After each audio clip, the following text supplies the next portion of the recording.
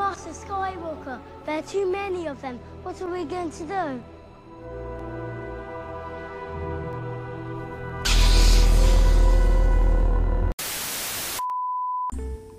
Hey everybody, it's Tyler the Fro, and I recently participated in the inaugural Joe Dobby Discord tournament. To the surprise of few, I spiked the entire thing with Machinedramon, but not just any Machinedramon. The spice factor in this version came from my locals, shout out to Smooth and Rascal, that bricked walls a lot of the heavy hitters in the BT12 format like Beelzemon X and Wargreymon. With a little fine tuning to shore up the Hunters matchup, I was confident about playing the deck in an unknown metagame. Now the card by card breakdown is available on Joe Dobby's channel, so I won't bug you down with the details, but here's a brief overview of what makes this list so spicy. Number 1. Mother D Reaper as an egg. This lets you run blue card without a tamer in play, and acts as protection against raid threats like Wargreymon and Gallantmon. Number 2. No level 3s or 4s. By cutting these, you get to run more level 5s, so you'll always have cards to pitch to Analog Man, and the extra slots let you play more copies of effects like Machinedramon BT9 that would normally be harder to consistently find. This allows you to put together devastating offensive combos more easily. Number 3.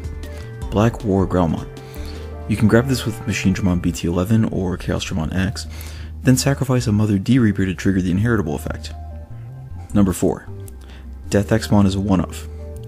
You can grab it with blue card and drop it super cheap against hunters to wipe their board and force them to play around it. Number 5. Mamemon is a 4-off. This lets you dig 5 deep, put Analog Man directly into play, and potentially stack the top of your deck. With these 5 keys to success, I walled my way through hunters, then blue flare, then hunters, then blue flare again, thus proving my paranoia about that kind of matchup was well founded. I did a test run on my LGS a couple days prior, and I beat Gallantmon, Wargreymon, and I only lost to Rascal on Hunters, so I knew that going forward that was going to be a weak point that needed some work. I thought I might have gone a little overboard, adding more blockers and Death Xmon to keep from getting overrun by cheap aggro, but for this event it was exactly what I needed. Round 1 ended up going to time in a back and forth, down to the wire match against Hunters.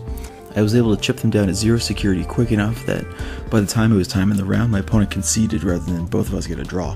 What really made this match work in my favor was how quickly I could put down a defensive presence. Leading an Analog Man directly into Machinedramon is already a defensive monster, and the only real out is to get 3 different colors of Tamers in play to set up Arresterdramon Superior mode to tuck our Digimon.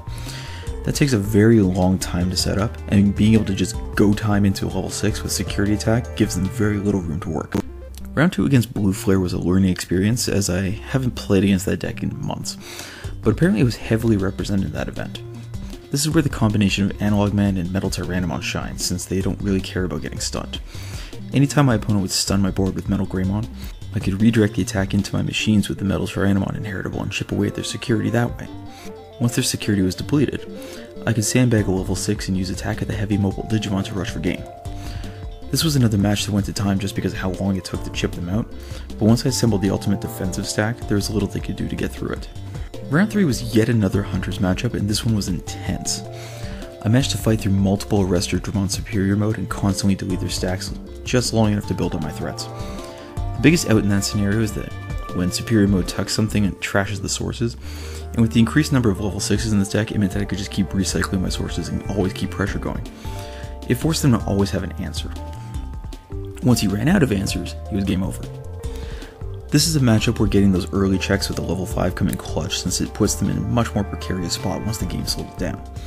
As well, to close out the last game of the set, I got to show off my tech of the 3rd Machinedramon, putting one under Machinedramon, then a second with Chaosdramon, and then grabbing a 3rd with Chaosdramon X to pick off 3 of his 4 Tamers. The final round was against my friend Barry on Blue Flare. I was expecting Dark Knightmon given how proficient he is with that deck, so the early Syakomon threw me for a loop. That being said, because of round 2 I knew what I needed to do to get the win. Game 1 went exceptionally long as he was able to continually stun my board but had no way to swing through it.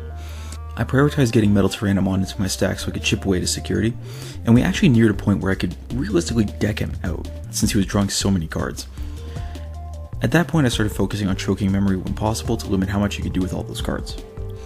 Once he conceded and we went to game 2, I came up with another plan. Since decking out is a viable win condition here, I found myself aggressively pushing my other D-Reapers into play so that whenever he played Machinedramon, he would be drawing more cards that he could use. Fortunately, I didn't really get to that point since I tanked up with multiple Analog Man, and I shut down any aggression. However, he kept stunning my entire board, so despite having no security, he was still in a pretty decent spot.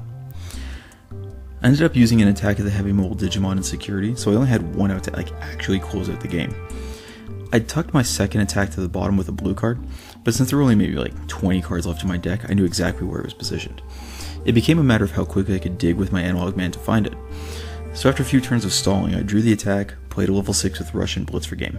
While this deck performed better than I could have ever hoped for, there's always room for improvement as no deck is ever truly finished. Going forward, I would absolutely change up some of the ratios to reflect some of the meta shifts I saw during the event. Most notably, rather than a 2-2 split of attack and super eradication attack, I feel like going with a 3-1 split will help close out the game in some of the tighter matchups like the ones I played against. The Rush Blitz combo is a game ender, but can also be used as a surprise KO on an opposing Digimon, whereas Super Eradication attack only does something if I have a Digimon in play. They both do the same thing in security, so it's not like I'm really losing too much value there. But other than that, it really just boils down to what kind of configuration I want with my level 5s. I'm still a fan of the 3 copies of the Machinedramon going forward, but I am tempted to try and fit a third Metal Tyrannomon in there as well, because that thing overperformed. So there you have it. I took down an unknown metagame with the spiciest Machinedramon out there. I just want to give a shout out to Joe Dobby for hosting an awesome event, Smooth and Rascal for the insane tech of Mother D Reaper, and of course, all of you for watching. This has been Ty with the Fro. Don't forget to like, subscribe, comment, do all that YouTube stuff, and I'll see you all next time.